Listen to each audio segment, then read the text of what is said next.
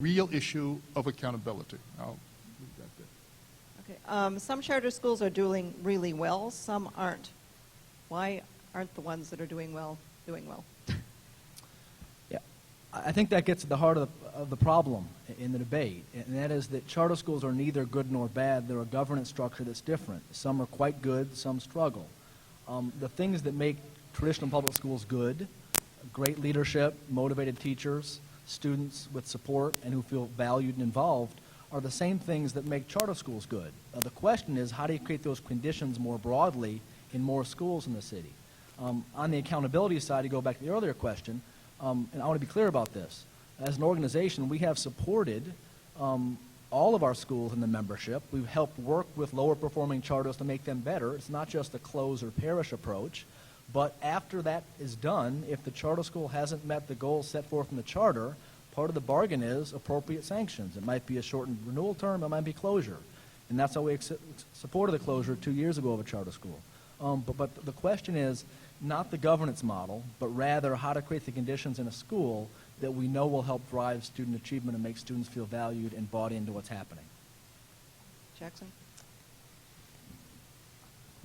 Yeah, I mean, I think it's a patchwork quilt, right? So because there's no standardization or centralization and oversight, we have a real problem in terms of really monitoring carefully what's happening in charter buildings. Are they using good pedagogy? Do they have good school culture? Some of them do, some of them don't. And I think what Charles is saying is we need to really get our heads around what are some professional development so teachers can have the tools at their disposal and it's not just anarchy, and they really have the tools that they need to do their jobs. I do think on the accountability question, we've seen a drastic reduction in black teachers in this city, and that affects competencies on a whole slew of issues when it comes to schools. In the Perspectives Charter Network, it has a student population 92% black, the teacher population is 11% African American. So the disparities are growing, and that's going to present a lot of problems too. And then in terms of funding, and this is something the Better Government Association I think needs to look into. I think it's within Andrew's interest too to get a handle on the finances. We see that oftentimes charters are paying bonds to hedge funds that range around 8%, whereas traditional schools get a 3% interest rate for bonds. That's a house of cards. It's a disaster waiting to happen, and we really need to get a handle on what are the over-leveraged bonds that different charter networks have, like UNO, which has a lot of bonds out and is quite over-leveraged and ready to fall apart if they don't keep expanding. One of you, maybe more of you, mentioned, these schools have become test prep factories because all the measures are in test scores. Well, we're going to be moving into the Common Core state standards, a more challenging academic program, and there's a test that's supposed to come along to meet that challenge where you wouldn't just fill in bubbles, you would actually do a science experiment or something like that. Is there any hope among you that might, frankly, raise all schools, challenge the charters, challenge the CPS schools? Don't all rush to the microphone. Come on, Charles, you want to answer that, I know. I want to have an answer to it. I never thought about it in terms of charter traditionals. Common Core is the right thing for the country to be doing. I don't think there are many cities that have the capacity to do it well. I'm very, very skeptical that Chicago, with its long history of an inability to monitor the implementation of complicated projects, a really long history of very poor professional development, and again, maybe things are changing since I had a sense of it, but I'm very skeptical that Chicago has an infrastructure to support any kind of large-scale, complicated change, much less something as fundamental as this. So I'm worried. Now, you could actually make a case that some of the charter networks, I suspect, have their own internal infrastructure that's likely to be superior in some ways to CPS's. I don't know that, but I suspect that would be the case. So we will see, but in terms of the probability of the city being able to pull this off as a city, not if we do business as usual, right? Just not if we do this like we've done most other big-scale things. And I would add, changing curriculum in a test battery isn't a recipe to greatly enhance performance in schools. It's a recipe really to have some kind of common metric by which we judge schools and a curriculum framework that's tied to those tests. Until we get serious about teacher quality and leader quality in the city, I think the chances of really moving in the direction of Common Core yielding great outcome results for students is minimal. I mean, I do think that, you know, I agree that we don't want to be test prep factories. But, you know, it's also, it leads to a tendency where you focus on the test score that most best represents your school. So if it's ACT, then you ignore PSAE, you ignore how students are performing on AP exams. I'd like to know how Noble Street students do on AP exams. They have a harder time on reading in the ACT because it's so driven by drill and kill. And there's so many classes that are dedicated to, you know, focusing on exams. You know, so that's definitely a concern I would raise. And I think there are some teachers in the audience who would like to take a ruler, Mr. Broy, and smack you across your knuckles for reducing Common Core to a curriculum. That is not the way that we should be thinking about this. Common Core is a different way to think about how youth develop, right? It has a curricular component. That component's not going to work unless it's also embedded in deep cultural and organizational change. But the curriculum's only a part of what's going here. I mean, it is true that you have Common Core, you have the new REACH evaluation system with PARA and, you know, using student growth metrics. And then you have Charlotte Danielson, and these are three big complex changes that are happening throughout the district. Right. Teachers aren't going to be able to do it themselves, and, you know, slamming each other ain't going to make it work. So we really got to figure out a way to get a handle on this stuff and do it well, all of us. Okay, we have time for two last questions, and then each of you gets one sentence to wrap up what you want to leave this audience with. What are the three most objective means of determining whether any school is good?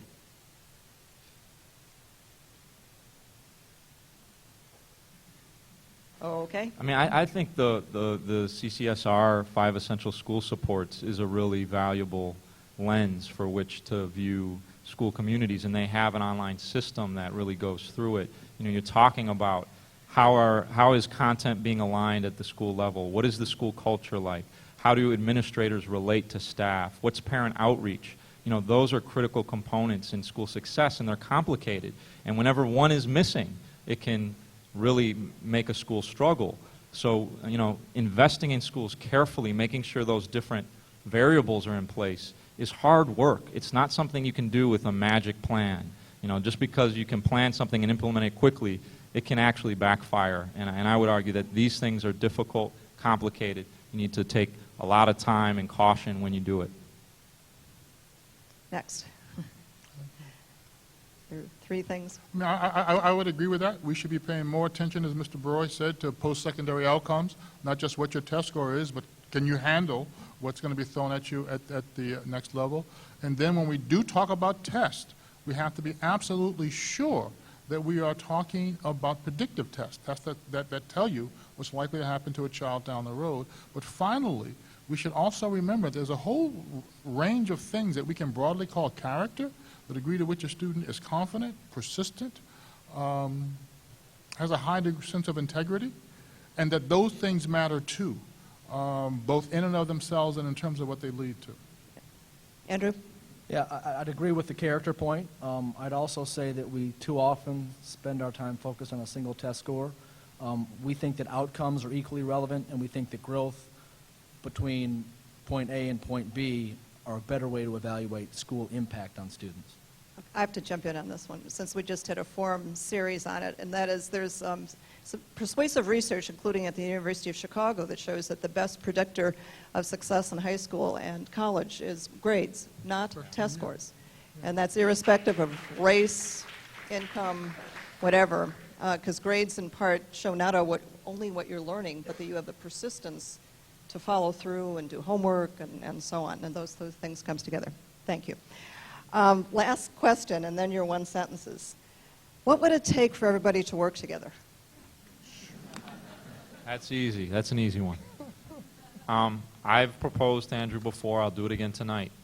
You know, let's stop charter expansion. Let's stop school closings, turnarounds, and consolidations, including charters. And let's agree to a neutrality agreement so that charter school teachers have a right to organize. and have voice formally in their schools. And let's put in place local school councils in every single charter that are legally defined so that parents have formal voice, and it isn't just whenever a charter network decides it's to their advantage, but they actually are required to include those voices. But don't charters already have the ability to unionize? I mean, it's strange. I mean, charter schools already have the right to unionize under Right. state law. 14 of them have. So the notion that they can't is just not true. We'll just agree to And the second agree point to I'd make- neutrality. It just makes it easier for people to not fear retribution. That's all. And with respect to parent engagement, I do think the act of deciding to choose a school that parents do has a way of involving parents in the decision-making at the most basic level, where they send their child. So we do have a lot of parent involvement through that mechanism. Go ahead. You know, one of the great resources underused in Chicago, I don't know how many community groups. The last time I saw a list of Chicago community groups, I think it had 200 different organizations on it, right? It would be interesting to think about, we have, I don't know, easily 10, 12 neighborhoods in the city in which there have been 2 or 3 years of collective neighborhood thinking about what they want to happen to young people in schools in that neighborhood. It would be interesting to think about ways in which both the union and the charter schools in given neighborhoods could work with the CACs, could work with the promised neighborhoods to help them all develop a plan, right? That might include charters, might not. Might include some things the union wants and might not.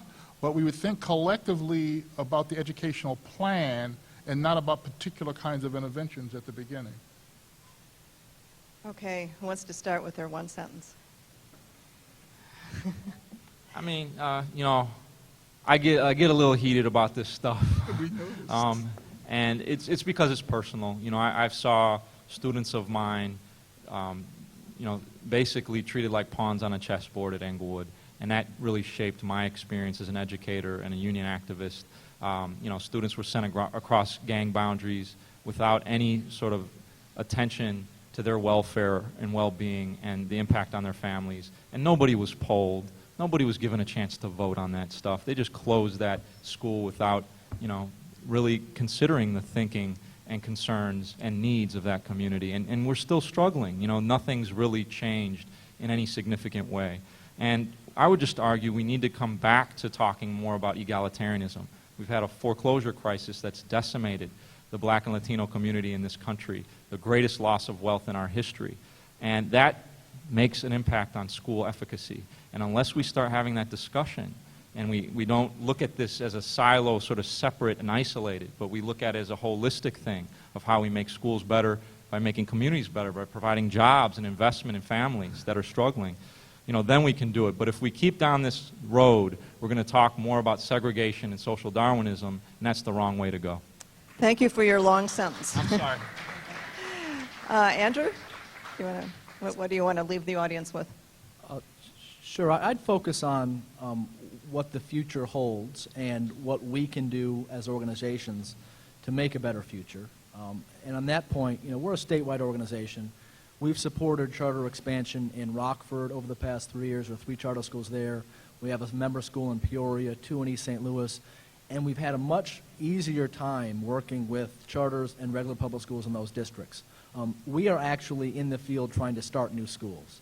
I'd encourage us all to think about what we as organizations can do to create better options going forward. The future of the city depends on the quality of our schools. I think we can agree to that. But this rancor you've seen on the panel that is in some respect reflected in the general political discourse is not helpful to try to move us forward. So I'd like us to think about that as we close out. Charles? I think of the kinds of things I would like to see us as a city spend more time thinking about. It's already been mentioned by a couple of people that the idea, which the consortium in particular has championed, that we need to think about developing schools as organizations, that's one that we don't pay enough attention to. We've already mentioned early childhood as a really important lever. Implicitly, although we didn't say it this way, we need to have a citywide conversation which is about developing the whole child. When I look at the districts that I think are doing the best job with poor children in this country, one of the things I am impressed by is how many of those districts have policies which mean that resources follow need. It means the best principals, the best teachers, the best libraries are going to the students who need them most. and we don't have nearly enough discussion in this city about that. But all of that is to say that there are, so far as I can see, some levers are really better than other levers, and we need to be having that conversation. But there's a meta conversation that is particularly problematic for us in Chicago, in which it's that, by and large, for many citizens of the city, CPS does not appear to have either an educational agenda nor educational competence, right? And so that what that means is we talk about these things in an atmosphere where the organization itself has lost legitimacy, right? If we could restore the legitimacy, then a whole lot of reforms can work in an environment where the organization is understood to be a legitimate organization. And that is something that I think we as a community have to begin thinking about at a whole new level. I think that we're going to have to probably have another forum on this topic. Not on Join this me in thanking a fabulous panel. These are very, very tough issues, as you can see, and people feel strongly about them. And I just would like to have all of us keep in the back of our heads that question about how can we, work together on this, because if we don't, we're not going to get there.